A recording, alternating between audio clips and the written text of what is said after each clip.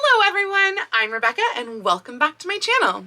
Today we are going to be doing something a little bit different because it is too hot to sew from when I'm filming this currently at the very end of June, and also I have a Disney trip that I need to prepare for, and I kind of hinted at this in my Bambi dress video that I would be making flower ears, light up flower ears to go with the Bambi dress and to go with other dresses for my Disney trips this year.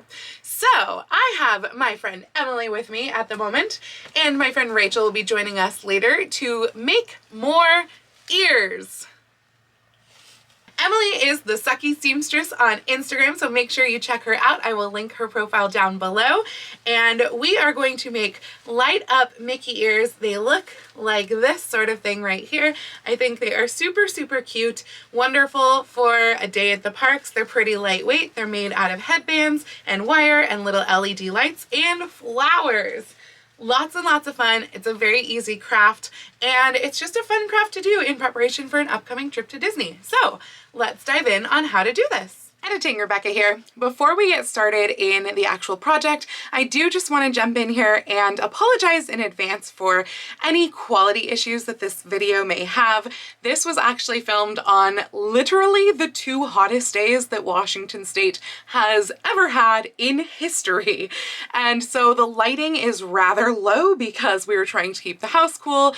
And likewise, all of the audio that you are going to hear is all voiceover because we were running as many fans and the little AC as possible. So please let me know if you do wind up with any questions due to the constraints of this video, but otherwise I think that everything in the instructions is pretty straightforward and clear. So with that said, let's go ahead and get into our light up flower ears. These are the materials you're going to need. A headband approximately 3/4 of an inch to 1 inch thick, a hot glue gun with lots of glue sticks, 12 gauge wire or heavy duty millinery wire, though really the 12 gauge wire works a lot better, wire cutters, a large can or other such object that is approximately ear sized, a Sharpie, flat nose pliers, 3-foot long LED light strand, the kind with the small battery pack, 1/2 inch to 3/4 inch wide ribbon, lots of fake flowers.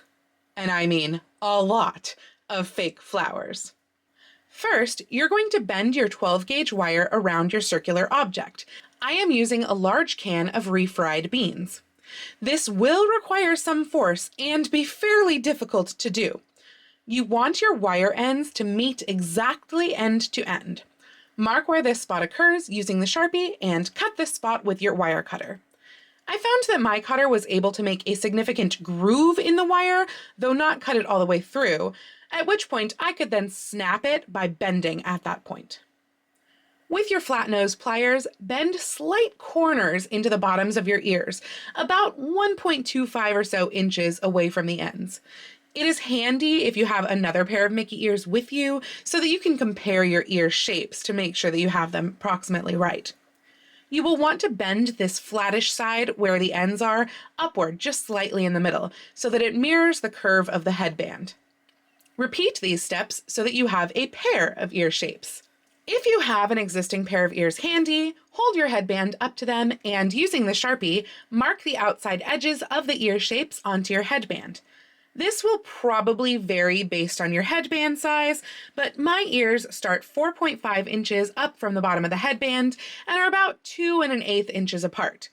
It's very important that your ears are far enough apart that your battery pack will fit between them.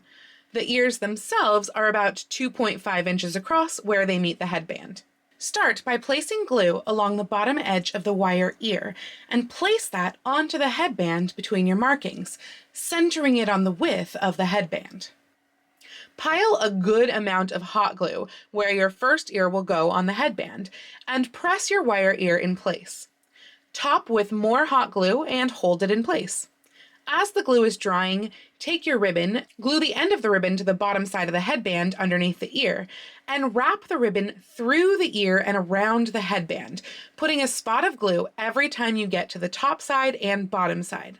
You'll wrap it all the way across the base of the ear, and once you've covered the whole base side of your ear with the ribbon, wrap it to the underside of the headband again, cut any excess ribbon off, and glue the end of the ribbon in place.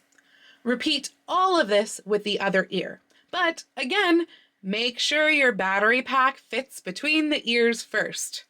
Then glue the battery pack to the center of the top of the headband between the ears. Once it is dry and in place, pull the light strand around to the outside edge of one of the ears, wrapping through the ear as you go so that the light strand stays close to the headband. This will be covered by the flowers later. Locate the center of your light strand and mark it with a small clip or little piece of tape. Twist the whole light strand around your fingers so that you are working with a small, but not tangled, ball of lights instead of a long strand of lights. Wrap the first half of your light strand tightly around the wire of the first ear and continue with the second half of the light strand around the wire of the second ear.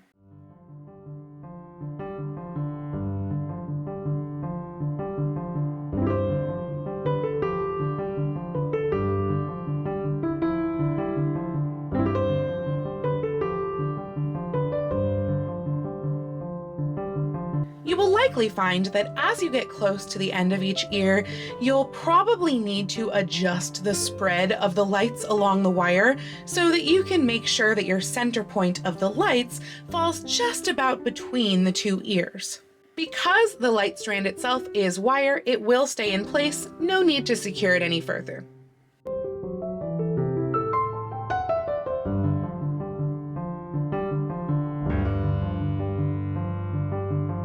Now it's time to decorate. Place your fake flowers wherever you like on the ears and glue them in place with the hot glue. You may want to lay these out first in an approximate style so that you know what they will look like before you actually glue them in place.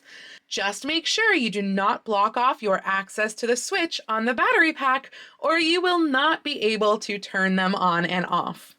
We each made a couple of sets of ears and used a myriad of brightly colored flowers for one set of ears and pastel flowers for our other set of ears.